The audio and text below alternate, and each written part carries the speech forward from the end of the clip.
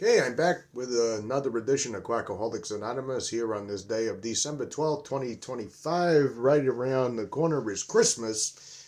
And before I get started, I did want to let everybody know that Burn the Stigma, whose channel I shout out on here, and Sobriety Bestie are doing a special. They've been doing a lot of live broadcasts together, and I've seen a few of them on replays and things like that, but they are doing a special live broadcast on December the 14th, which is only a couple of days away if you want to check it out, because it's the day that Bill W. kind of ruined everything for everyone forever. It was kind of like a nightmare before Christmas times 1,000, right? But it'll be on December the 14th. I'll have to double check for the time and post it, but I'm sure it's on their Facebook pages, I know. You can bring your own beverage, or if you want to follow in the footsteps of Bill W. and you want to be like him, you can bring your own belladonna, because that's exactly what he was doing when he had this white light experience, where a spirit of the universe manifested itself to him and told him, you can just make up any god you want to, as long as you just obey me and kiss my ass for the rest of your life. The Father of Light doeth all the work, and all that other kind of thing.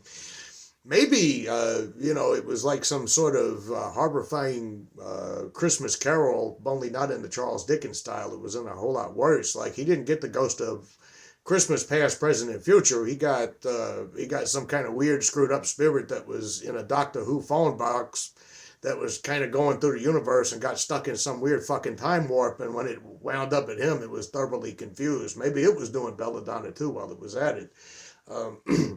But I have had, if I have the opportunity and the time, I was thinking about doing maybe a Christmas Eve, Christmas Day broadcast about something to do with Bill W. Something a subscriber told me about, and I'm going to read that at the very end in the comment thing, because Bill W. liked to talk to the ghost of fishermen, and yeah, he had a table that actually made itself get varnished and furnished overnight out of nowheres, and all kinds of weird shit happened to him.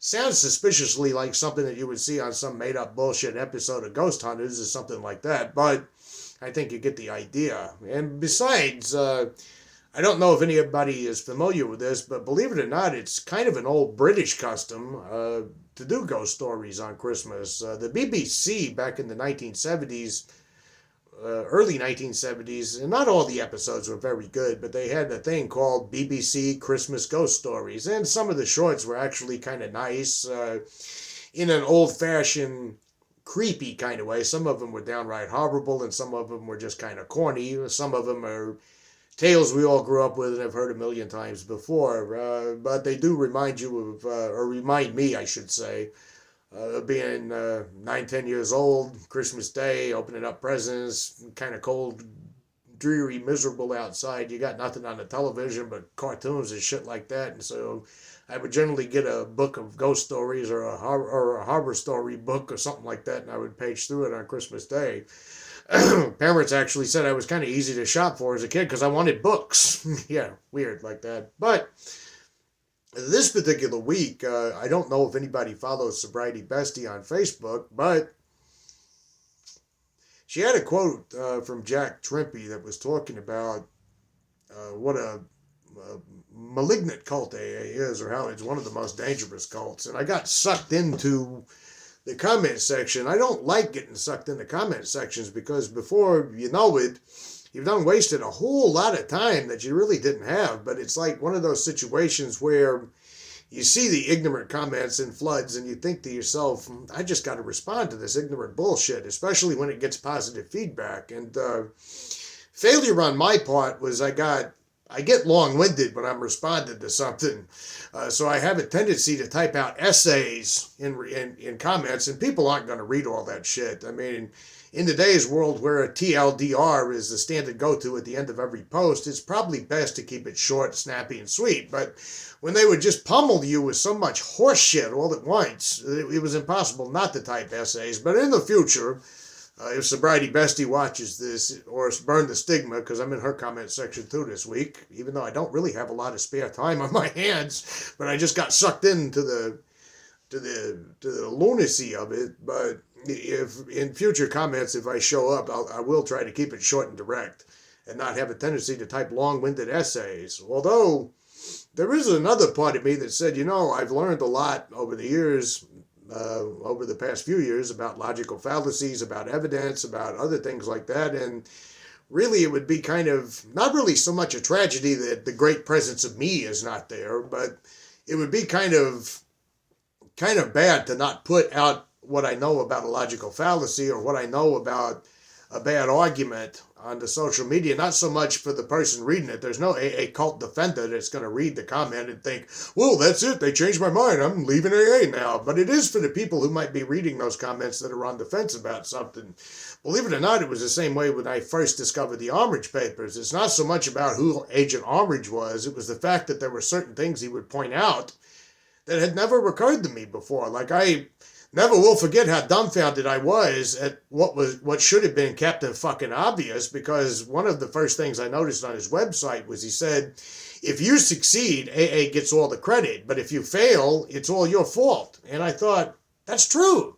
It was so glaringly obvious right in front of me. So I'll probably, I can't promise I'm going to swear off comments, but I'll try not to type essays when I'm responding to those real quickly, because that's going to be the subject of this week's video. But it actually gave me enough material for a few more videos after that. But of course, before I just dive all the way in, I want to quickly shout out to the content creators whose links will all be in the description box below, like Anti-AA Concept. Those who could not or would not, I still love the name of that channel. And now I've lost my train of thought because I actually don't have it on notes in front of me. Of course, Burn the Stigma, Sobriety, Bestie. Like I said, December 14th, live broadcast. Bring your own beverage or belladonna, whichever one you want to do. And Thrive Alcohol Recovery with Katie. Bobby C. with the Anonymous Addiction Podcast. There's a Groupthink Podcast with Emma. And Tegan Osmond, who does the channel talking about malignant narcissists. And there's one other channel I know that I should be mentioning on here, but I just don't have it on the tip of my tongue, and I'm not leaving you out. Contempt Upon Investigation. That's who I was trying to remember the name of. I knew the name of his channel had Contempt and Investigation, but I couldn't remember what it was. So anyway, those links will be in the video description like always, and always there will be the links to a few books, and there's so many other books like The U.S. of AA and others that need to be included in that. And eventually I am going to have to start pinning comments in the comment section. I'll just pin a comment with all the links at the top of videos, because there's a lot of information out there. And according to Burn the Stigma, there's a whole lot more people on TikTok doing this thing. My problem is, if I, like I told Sobriety Bestie, I think it was, when it comes to TikTok, I would not be able to deal with that many troll comments at once. I would have to quit my job and do that all day long. And if I had the money, I'd be more than happy to, but bills have to be paid. And I don't want to talk about AA 24/7, which is what you would probably have to do on TikTok. So big shout out to Burn the Stigma and others who are on TikTok spreading this message, because you have a gift that I do not have. There'd be no way I could do that. But for this particular week, and I had to stop and say a quick prayer to the higher power greater than myself, called the magic vape, which relieved me of the obsession to smoke cigarettes 2 packs a day. And it came to me when I was humbly I was humbly standing up behind the counter of a store and lifted into my wallet and surrendered my money to the power of the magic vape, is needed to start the video. So let me hit that first. And I'm going to dive right into the topic this week. I almost dropped a note. That's why I jerked like that. But there were several comments in the Sobriety Bestie Facebook comment section, but I noticed an underlying thread with several of them. There was, of course, it's free. It doesn't cost anybody anything. So what? That doesn't have anything to do with whether it's a malignant cult or not. That's a video in of itself. It brings meaning to people. It works for some people. Easily refuted by, I'm sure, Jehovah's Witnesses. Brings meaning and fulfillment to some people. It doesn't change the fact that people die every year because they refuse blood transfusions. I'm sure Mormonism brings relief and joy to some people. Doesn't change the fact that there's all sorts of abusive practices that go on within that religion. And by the way, there is no such thing as New Egyptian, or whatever kind of Egyptian it was the guy claimed he discovered, Joseph Smith. And there's a whole lot of shady history that goes on with that. I'm sure my own faith growing up, which was the Catholic Church, no longer Catholic, but sure, it brings meaning and fulfillment to some people. It doesn't change what went on in those orphanages in Ireland. It doesn't change the fact that there was sexual abuse by priests that was covered up. It doesn't change the shady things that Mother Teresa did when she made deals with South American dictators. I could go on and on and on and on. But for some reason, because something brings meaning to people, it's immune for criticism, according to AA logic. Along with the thing being free, it's technically free to join the Jehovah's Witnesses. I bet if they knocked on my door and I came out and said, "You convinced me. I want to follow you to whatever it is they call it," they would allow me to do so. That was two of the common things that I kept seeing, but one that I kept seeing over and over and over and over and over and over again that just irritated me to no end whatsoever was, well, if you don't like AA, just don't go to it. Problem solved. You can generally, I'm willing to bet on kind of a pretty general basis here that when you see people saying problem solved in social media posts, they don't know what the fuck they're talking about. They generally make some quick little snarky assertion about something, and then they say, problem solved, as though there can be no discussion around it. It's fucking idiotic and it's lazy. But that's the one I'm going to be addressing today. If you don't like AA, don't go. Problem solved. I had a sponsor that was always doing that. He would make these ugly sweeping judgments of everybody that he didn't like or any kind of social or current event situation. He'd say, problem solved. Oh, wow. What offices have you run again? What elections have you been elected to? What degrees do you have in, I don't know, sociology, psychology, or maybe what sort of leadership positions have people looked up to you with? Oh, that's right. Nothing. You've just gone to AA for 25 years and memorized the big book, and that makes you more qualified than everybody. I'm not doing an argument by authority here in regards to saying doctors no more, they can be wrong, or psychologists no more, they can be wrong, or elected public officials, all you kind of got to do is be corrupt and get a bunch of felonies and get elected and pardon yourself. I'm not saying they're above reproach, but it just kills me how these AA old-timers who do nothing, read nothing, study nothing, know nothing, except big book bullshits, seem to think that they're God's gift to the world and get to tell all the rest of us lousy, unworthy subjects what to do. And so that's the basis of why I would come at them with that. I'm not saying that I have the answers to all the world's problems, nor do I say that my opinions are more valuable than other opinions. And I'm not saying I don't have strong opinions about everything in general. But however, I don't go around making ugly pronouncements on everyone else who's unworthy and beneath me and then saying, problem solved. Fucking assholes, those people. So, we're going to dive a little bit in, then we're not really going to be bringing in my old philosopher friends with this. We're going to be bringing in a science that's sometimes ridiculed or demeaned, a softer science called sociology, and they're going to, some of them are going to pop up in a few future videos. And sometimes sociology critiques are kind of warranted. Like there was the one sociologist that was hired to make a factory more productive. I forgot if it was the 1920s, 30s. It was sometime during that time period. I have to look it up. But there was one group being observed to be more productive, and there was another group that didn't know they were being observed. And he tried putting the observable group in a room with brighter lights, and he put them in a room with dimmer lights, and he put them in a room with this and that and the other thing. And at first, the connections were the brighter lights make them more productive. The dimmer lights make them more productive. The radio makes them more productive. And it turned out what made them more productive was they knew they were being watched.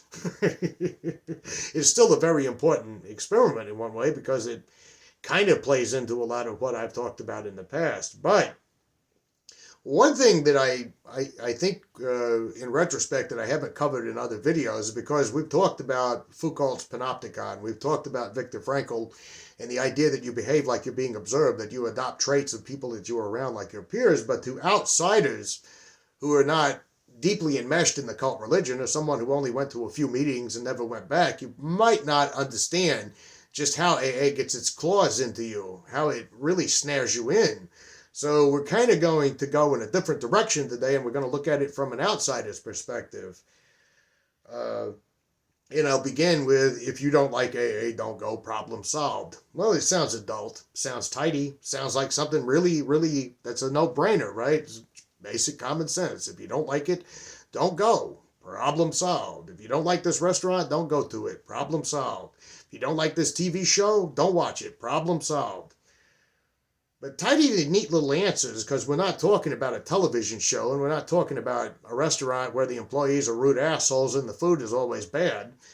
We're talking about something a lot broader, something a lot more deeply enmeshed in the system. And these neat little tidy answers don't hold up. In fact, tidy answers often conceal really messy systems.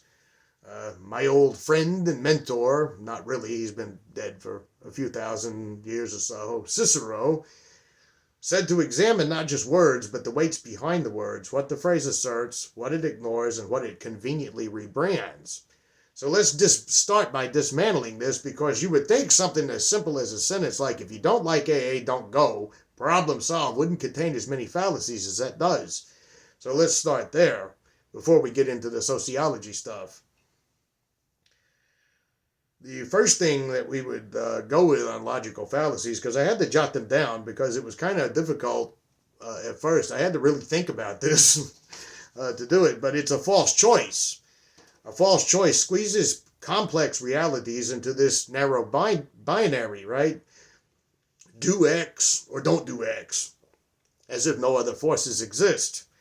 Well, recovery, though, isn't really a private hobby, right? It's not really just this social thing that you kind of, you're walking through a shopping mall and you see AA meeting right here, smart recovery right here. Which one do I want to go to tonight? I don't know, Let me look at the Yelp reviews on this fucking thing. Which one has more, really doesn't exist like that, does it? It's not a private hobby. It's not a shopping type situation. It's not really freely a choice, because AA sits inside courts, sits inside clinics, sits inside pop culture. And when I say pop culture, I'm not saying a bunch of people are going to watch a cop show where the main character is in AA and they're going to decide, well, that's it, AA works. But when it is rebranded as a successful thing, and when every other fucking celebrity, with the exception of a couple, sit up there and talk about how recovery saved their life, and major influencers talk about, well, I used to be a drunk, but recovery saved my life, and all that other kind of thing.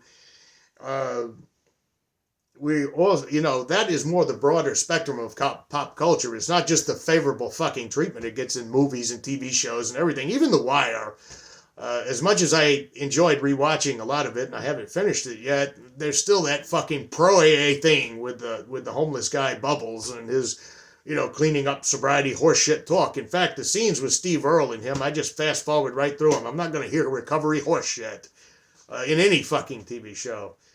But employers, insurers, try saying that really fast. I mean, like most companies, if they'll figure out a way to fire you, by the way. I've seen it happen in corporations I work for, shitty corporations. But if you go to a corporation and you don't want to lose your job, and it's like the printing factory I worked in, which was unionized, you could literally go into work after you had fucked up something drunk, or if you showed up high or something like that, you could literally go into the office and say, hey, I've got a problem, I need to go to rehab.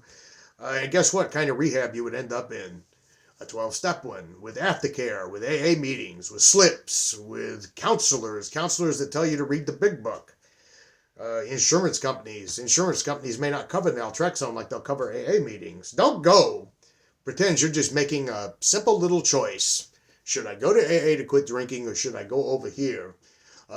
What do you think I should do? It's not really like that when you've got an entire system, an entire pop culture, and an entire billion-dollar industry that strangleholds the entire recovery conversation and dominates everything with AA bullshit. Calling that problem solved is kind of like calling a locked door open because the doorknob turns. If you don't like the locked door, just get a key. Problem solved. If you lock your keys out of your car, just get a key. What's the problem here? Don't complain. Problem solved. Plus, there's a little bit of, let's do a little rhetorical probing here with this, because even though I pointed that out in multiple comments, people were like, well, you don't have to obey the court. You don't have to obey the judge. You could just not go. like it's really that easy. If a probation officer requires you on probation or parole to be in AA meetings along with mandatory drug tests, do you really have that option? Just don't go. Just violate your probation. Just violate your parole. It's only prison. If a doctor declares AA the gold standard and more or less just tells you, well, I'm not going to treat you unless you go to AA meetings. I don't care that you're drinking yourself to death. I'm not going to refer you to any experts. I'm not going to, certainly not going to let insurance pay for anything for you unless you go to AA meetings. You have to go to AA meetings. Is that just a simple choice of don't go, problem solved? Or is that kind of ingrained into your mind of defying medical authority? As a matter of fact, we could do a little quick detour off into Foucault when he talked about medical institutions, schools, and hospitals and prisons are all about conditioning. And we could debate that at a different time. But, we're kind of told, you don't really have a lot of choices when it comes to the medical institutions. I'm not one of these anti-science, anti-doctor, conspiracy theorist type people, but at the same time, there is real problems with the medical industry in this country. I'm not denying it. I've had so many people when I mention doctors or psychiatrists, well, doctors and psychiatrists, they're all, yeah, there's a lot of corruption in the medical industry. The medical industry is largely for profit. You have quacks in the medical industries. They make mistakes in the medical industry. I had a severe pain that was going on down in my pelvic and growing areas for a while, and they put me through ultrasounds, they put me through CAT scans and x-rays and all kinds of shit and dog scans and everything else. And they put me on antibiotics, and they told me, well, this is a chronic condition. It's probably not going to get any better. If it's not an infection of your bladder, it's probably chronic. I went to one massage session she told me, well, your job is physically demanding. You're leaned over all the time picking up things, and you've gotten extremely tight muscles in your hips. One massage and literally problem solved. I'm not saying the medical institutions are always right, but we do have really no other place to turn to when it comes to professional health care or treatment other than the medical industry. And if the medical industry tells you you got to go to AA, you don't really have a choice. What about insurance? If insurance coverage nudges AA-linked programs over alternatives, and let's just say you want naltrexone, you want medically assisted treatment, you want something other kind of thing, which is largely not available. In fact, I even had one doctor I went to that didn't even know anything about naltrexone. If you're told, well, we'll only cover this if you go to this for only so many days, do you really have an option to just not go? Problem solved? Or do you have no choice but to kind of go where the insurance is going to pay for you to do it? What about family members? If family members tell you, well, you'll either go to AA and you'll do those meetings, or you won't live in this house anymore, or we won't speak to you anymore, or when we get to divorce court, I'll tell the judge that you don't really want to quit drinking, and I'm going to make sure that you don't get custody or anything else, and you refuse to do that, is that problem solved? Where did I go? Calling that problem solved, again, well, I was going to reread a note I had. Now we can look at another logical fallacy here. This is kind of an appeal to fear. Persuasion by threat rather than reason. Obey or disaster follows. If you think I'm bullshitting here, let's do a little bit of a deeper dive. Inside AA, once you get inside there, for those of you who have not been in, because this is kind of talking to the outsiders here, although they're not going to watch this channel. When you're in AA, when you're inside the meetings, the refrain every meeting is relentless. Jails, institutions, death. That sort of transforms things. It transforms it from don't go if you don't like it to don't go if you don't like it and you'll die. Consent collapses under the shadow of catastrophe. Jails, institutions, and death.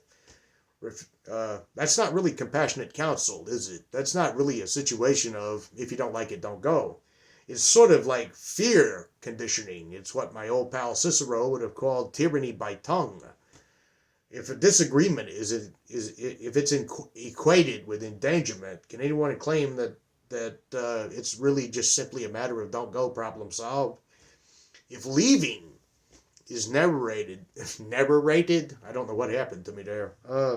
If leaving is narrated, and the narrative is leaving is going to be harmed against you. You can leave anytime you want to, but if you survive, you might crawl back in here, might be willing to do the work, might be willing to do the steps. You can leave anytime you want to. I've seen so many people leave, and not all of us make it back. They always say it in these odd, hushed tones, like they're characters in some fucking Shakespeare play, Not all of us make it back. I remember one stupid old-timer used to look around like he was really saying something really profound. He'd say, not all of us make it. Well, if not all of us make it, sounds like your program is shitty. And all the Shakespearean bad acting in the world won't change that. And they're bad actors. They're not the kind of... They actually seem to believe that they're performing Shakespeare, but they're terrible actors. They wouldn't make it past... They wouldn't make it past a tryout if they went up in front of a casting director and they said, not all of us make it. They would just say, next. We need a real actor in here. If leaving is narrated as dangerous, is it simply a choice of don't go? This isn't really a situation where you're kind of presented with a choice. If I said to you, well, you can leave, you can drive that car if you want to. You can drive it. I'm a mechanic, and you can drive that car if you want to. I mean, when the car flips over on the interstate and, it crashes into something else and you're killed, it was your choice. If you drive that car and you have a blowout and you end up getting horribly injured and may never walk again, like I've seen people do who don't get that repair, it's your choice. Does that sound like a choice? Does that really sound like a genuine choice? I mean, like with mechanics, are you really going to take the chance if a mechanic tells you, I don't know, it's dangerous to drive this car any further? Are you really going to take a chance on it? Like I one time had a loud bump, bump, bump, bump, bump noise, and I knew when it got a little loud that was a problem. And the mechanic said, these are wheel hub assemblies. We really need to replace this pretty fast. And you can see videos of what happens when wheel hub assemblies go haywire. Tires come off, things flip. So it's really not a choice at that point. The only difference is, while the mechanic may overcharge you, AA is more or less telling you, do this for life or you die. Their threats are implied. There's not really real world evidence. I need to slow down. I'm talking too fast over my words. That not going to AA kills you. See, I haven't been to an AA meeting in a very long time. No drinking, no binges, no further attempts at suicide, no jails, no institutions, and unless something terrible happens to me right now or tomorrow, I haven't died because I left AA. These implied threats are phantasms. We're not talking about something that's real and can be demonstrated like with a car. And also, if you notice, meaning shifts, meaning mid-argument. This is sort of an equivocation fallacy. AA says it's a suggested program of recovery, but then you're told it's a suggestion to pull a parachute when you jump out of a plane. The tone hardens. You must surrender. You must do the steps. You must find the God, or you will face ruin. Suggested suddenly goes from being suggested to iron hardcore dogma with rules. Believe it or not, I'm going to set this note down a second. There was a guy in these comment sections with Sobriety Bestie. When I actually copied and pasted where it says in the 12 and 12 on page 174 that unless you conform to their way of life, you sign your own death warrant, and he actually responded with, the 12 and 12 never says that, and I've been in AA for 42 years. You've been in AA for 42 fucking years, and you don't know that it says that in the 12 and 12. I mean, the gymnastics, the twisting, the tap dancing these people go through to hide or shift or whatever they do is literally mind-blowing. Okay, back to the notes. But I was just dumbfounded by that. It doesn't say that in the 12 and 12. What I just said on the page that I said it is on, page 174, it doesn't actually say that. They never answered me, by the way. They did the same thing all the AA members do. Well, you're just bitter, resentful, and you want to die. Well, this program has saved millions of people. Well, you left AA and you're just pissed off because you couldn't quit drinking. Never answered the direct thing. They just switched the topic. If every time you relapse or every time you deviate, if it's reframed to you as you don't want it bad enough, you're doing it wrong. The people who die, they just didn't really want to do it. Those who do not recover, those who cannot or will not completely give themselves to this simple program. Is that really guidance? Or is that some sort of hidden, subtle enforcement? I've seen people die and they didn't work a 4-step. I've seen people die. They thought they could get sober on their own. I've seen people die and they said they didn't need to do a 5th step. Are you really suggesting things, or are you actually saying you better do this or else? So it's, and if you're told that you're going to die if you leave, is that really just don't go, plain and simple, problem solved? It's really kind of a bait and switch here. Invitation, if you want what we have. Ultimatum, blame at the exit. If you want what we have, then you are ready to take a few certain steps. But then you're told jails, institutions, and death. Then you're told you're going to almost certainly sign your own death warrant for not conforming. Then you're told you must be rid of this selfishness or it kills you. Then you're told to drink is to die. Then you're told a guy went 25 years without it, and out came the carpet slippers and the jazz records, and he's dead now. Then you're told all that. Now, if you notice, another thing they do to avoid accountability, it's not really in the implication that I said of don't go problem solve fallacy, but it's right there in front of all of us, is the no true Scotsman, where they deflect. Counterexamples appear. Well, I got sober through naltrexone. I got sober through smart recovery. I got sober through harm reduction. Then all of a sudden they just switch it all around to protect the claim. You weren't a real alcoholic. You didn't really want to get sober. You probably never really had that bad of a drinking problem. See, you could get sober with smart recovery, but real alcoholics cannot. And that's the same thing that AA does. If you're successful, AA counts it as a success story for AA. If you fail, you relapse, it's all your fault. You didn't want it. You weren't honest. You kept something out of your 5th step. So AA never has any accountability whatsoever. But if you don't like it, don't go. Problem solved. But if you drink again, it's all your fault, and we were right about you all along. When people fail after they say it saves millions, the literature and the culture respond. They only thought they did their inventory. They're not a real alcoholic. They didn't work the steps thoroughly. The program is always insulated from any kind of thing. If success always credits AA and failure never counts against it, how are we going to determine?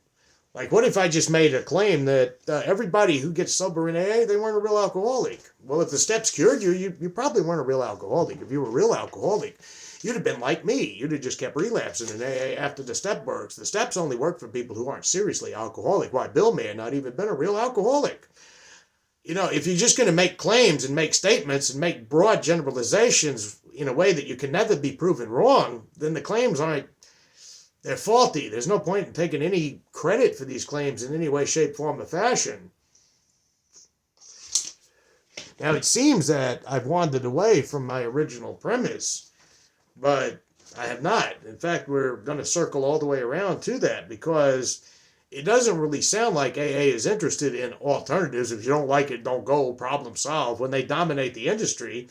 And the dogma around AA maneuvers all the data by redefining the boundary line every time reality comes knocking on the door. If you don't like AA, don't go becomes a slogan for a system that's firmly in place. A gated system where the gatekeeper gets to claim the path is optional. The signs warn you you'll die if you leave. The rules harden once you're inside and deep into it. And if you stumble, the script says you never did it right to begin with, and you probably didn't really want to do it. That's not, if you don't like it, don't go, problem solved. It's problem disguised. Well, you failed, all your fault. Take it back to your fucking family. Take it back to the probation officer. Take it back to the insurance company who's never going to cover you again. Take it back to the court system who's going to throw you in prison. You just didn't really want to stop bad enough. And if you're not involved in any legal entanglement or any sort of family drama, it's still going to do the same thing to you. Well, you really tried and really worked the steps, but you didn't really try, like it says in the big book. You only thought you did an inventory, so we got nothing for you. Maybe you should just drink yourself to death and die. Maybe you should do like I have actually heard them say in AA meetings. You haven't had enough. You know how many serious drunken benders that I had when I would say to myself, well, AA is right, I just haven't had enough.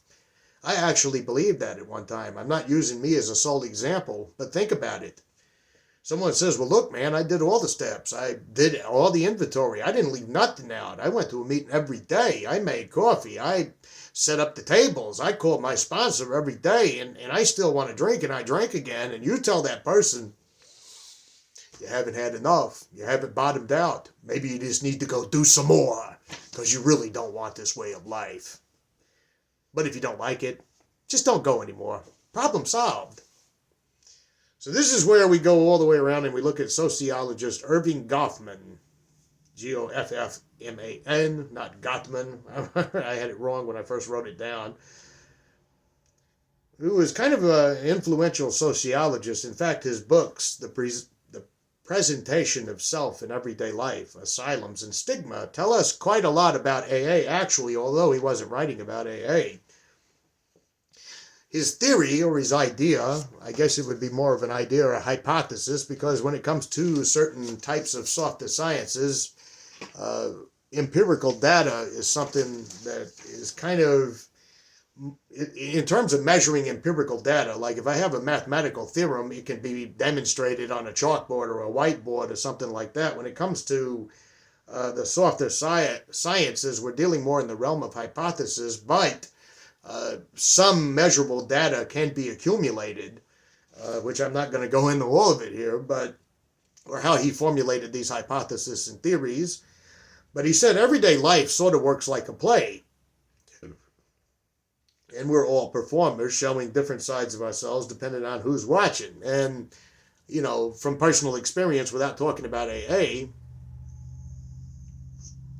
like when I am around my really close friends, I don't have a lot, but I do have a really tiny little tight circle of people that I'm close to. When I'm around them, I behave a lot more differently than I do when I'm working and I got on my professional face, because you know you don't want to go to work and act like you are around your friends with all your crazy jokes and your stupid movie one-liners and all that other kind of thing. You can't do that at work because you don't know who you're around. You don't know how they're going to take one of your jokes. They could take it the wrong way. They don't know you, so you kind of keep it.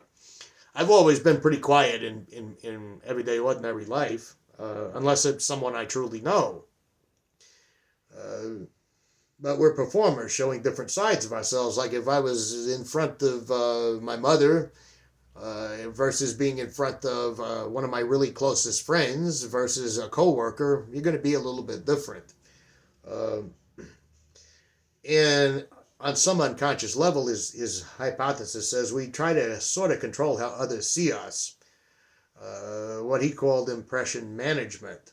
And I don't think it's a conscious thing. It's not like when I'm going to work in the morning, okay, I got to stop being like I am around my friends. You know, I got to stop being like I am around my friends. I'm at work now. I got to keep on my professional face. It's not really like that. It's not like if I was in front of a close family member, an elderly family member, it would just be a persona I would slip into. It's not like, well, got to go see my elderly aunt. Now I got to change the way I talk, change my jokes, everything. It's just, but there's also an underlying thing of wanting to control how you're seen and presented. Like when you're at work, you don't want to go to, like I wouldn't want to go to my job and talk about DUI arrests or how one time I did this or that or the other thing. So social life doesn't turn into chaos. We sort of adopt these performance roles. And because society judges people, according to his hypothesis, differently, some people have to work a lot harder to present their dignity, which Goffman called dealing with stigma. And it's really true. Tell people you have a drinking problem and they look at you differently. They treat you differently. Tell anybody, well, I got 3 DUIs 15 years ago, and they still are going to look at you differently. But this is actually something outside of AA for a moment that I've actually pondered on a lot. If I ever actually put together a philosophy book or something like that, it would be one of my key observations about people is certain professions, certain things you do are looked down on, or looked like you're less than a person if you do that, or if you do this for a living, you're really, truly, you know, what kind of person are you, for something like that. I'm not talking about, to quote the line from Mad Mad World, businessmen who rob, cheat, and steal steal from people every day and have to pay taxes. I'm talking about the way society looks at certain people as being lower, less than, immoral, and that kind of thing. The stigmatized people in society.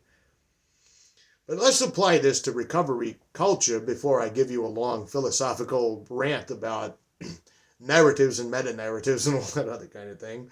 Let's just apply this idea, this hypothesis to recovery culture. Goffman gives us a map of how AA becomes respectable on the front stage, how alternatives get stigmatized, and how refusing to participate in the expected performance invites sanctions. AA is framed as this respectable thing. It's humble confession. It's not really even dogma religion. It's just spiritual stuff, you know. And there's nothing wrong with some spirituality. Well, we could all use that. They don't tell you that means by the grace of God when you watch someone else die horribly. They don't tell you some have to die so that others can live. They don't tell you about the blatant disregard for people's emotions and feelings and trauma by saying, well, your sponsor thinks your inner child should be spanked and a therapist thinks you have an inner child. That list still pisses me off, and I need to do another sponsor versus therapist video where I refute that in a lot greater detail because it does piss me off. But on the outside, it's respectable. We're just people who want to quit drinking. We have a little bit of spiritual talk, but it's not religion. And yes, we have to work some steps, and you know, we have to own our responsibility in things. You know, and then we got to testify to other people because we wouldn't want other people to become useless drunks like us, you know, and this is what we are. That's their front-facing veneer. Perform that correctly, do it correctly in the public face, you know, well, I can't have that glass of wine over there because I'm an alcoholic and I have to go to meetings and give back to the community and all that. Yeah, it's a really nice PR campaign. And you're seen as serious about recovery privately. If you question dogma, if you want other opinions or evidence-based treatments, you're not actually supposed to bring that up in public. You're not supposed to say, well, I went to AA and I didn't get anything out of it, and I started drinking again, and I'm actually trying to look for an alternative right now. What will happen to you immediately? Family members will accuse you of not being serious. People will accuse you, we all know what you're all about. You just don't want to do what you're told. You want to keep doing what you're doing. Go to a treatment center and say, well, this 12-step dogma is just not for me. I would like some different options there. We've seen many like you. They all go back out and drink themselves to death and die. So you're not allowed to do that if you want to perform the front stage veneer for AA. Refuse AA in public or in AA itself, and you're going to get labeled. You're going to get labeled as in denial. Not serious. Just a miserable old dry drunk that can't wait to get drunk again sometime in the future. We know all about you. Your identity is ruined unless you perform the approved stage play. Courts, clinicians, families, they all act as audiences and directors for you in the stage, enforcing the AA script as the sign of compliance and moral worth. Alternatives become non-compliance. When a judge offers you AA or jail, don't go is not an option. Criticizing it is not an option. You're told, you're either, son, if you don't want me to put you in jail for the next 75 years, you will go to those meetings. Your opinion doesn't matter. And I don't even care if you quit drinking or not, just as long as you give me a stat to make me look good. Kind of like the Colonel in The Wire. McNulty, clear these cases and get my percentage rates. The front stage, though, is demanding a performance, meetings, sponsors, steps. If your physician frames AA as the gold standard, saying this doesn't work for me, refusing isn't a neutral act of don't go, problem solved. It breaches the expected script, the script society hands you that you're supposed to perform in. Good patient behavior. Well, we know what kind of person you are. We've seen it a million times before. Pretty soon you'll be drinking yourself to death and you'll be dying, and we may show some mercy to you, but it's kind of hard to do so when we've offered you a solution and you're really just not taking the bait. Do the meetings, or you don't want to get better. That's not advice. That's a role. A role that Goffman would claim is an assignment, a stage performance that you're required to play. play the repentant drunk, recite the lines, earn back trust. Hell, their own fucking literature even says we're here to play the role that he assigns. And mention things like George Valiant, the Harvard psychiatrist, author of The Natural History of Alcoholism Revisited. His long-term studies showed that AA participation did not outperform natural recovery. In fact, AA groups had higher relapse, binge drinking, higher suicide rates. The theater doesn't just stigmatize you for not complying. It worsens outcomes. It's almost demonstrable. I could make a good solid case for that. So when AA says we save millions, the data says otherwise. The performance of I'm the repentant, horrible drunk who just is going to bow and scrape the rest of my life and smile and grin and say, today I'm a good little citizen, brainwashed. I'm brainwashed as a good little citizen. I'm so happy to be a good little citizen. You could be literally playing into a dangerous situation because it's not genuine. You don't deserve that, by the way. That's something you don't hear a lot. You hear that people who drink are selfish and horrible and disgusting parasites. You don't deserve that. You don't deserve to have to play humble pie role for the rest of your fucking life because you got a drinking problem. Goffman, and this is going on for quite a long time, so I better start wrapping it up. Goffman taught us that stigma is the invisible chain. Institutions are theaters scripting your identity. AA isn't a meeting, it's a performance. Enforced by applause, silence, sanctions. Valiance data shows the outcomes, they're not miraculous, they're worse. So when someone shrugs at you and says, don't like AA, don't go, problem solved. They're not describing freedom. They're describing exile. Perform the script or be kicked off the stage as the bad person you are. Like the old song by Rush, conform or be cast out.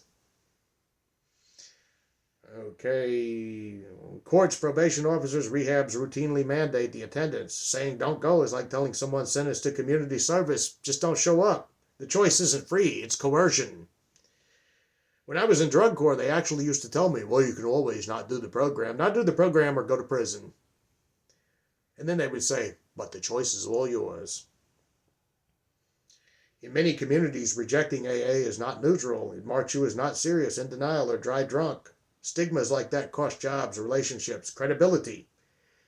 I first read about naltrexone. I'm going to say this before I get to my subscriber comment. And I was told by people when I first heard about it, towards the end of my time in AA, oh, you just want to stay drunk. That's all you want to do. You don't really want to quit being a drunk. You just want to stay drunk.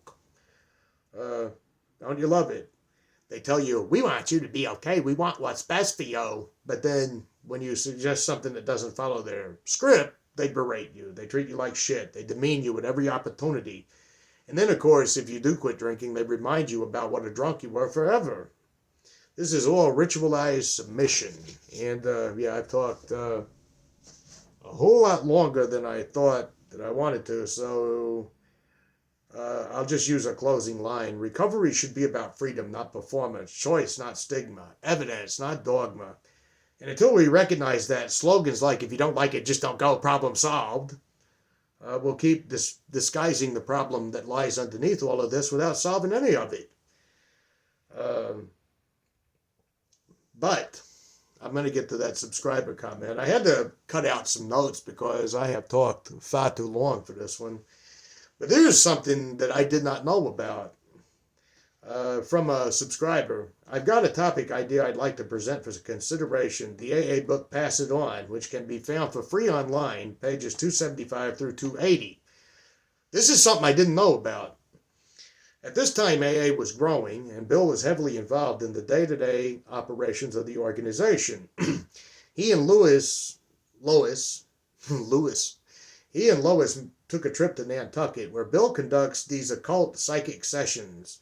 And during the sessions, he makes contact with these vaguely historic spirits from the whaling industry who are stuck in some sort of limbo or purgatory. Maybe the ghosts of the whales were coming after them and they had to dive out. The next day, Bill and Lois go to a whaling museum, and he learns the spirits he contacted are historical figures from Nantucket's whaling industry. And then there's another story of Bill acquiring an old table that could tap messages like a Ouija board. After a night of impressing guests with his psychic powers, They all go to bed. The next morning they awake and they're amazed the table had been completely restored with a new coat of finish. Amazingly, the table seemingly restored itself overnight because Bill was just so amazing.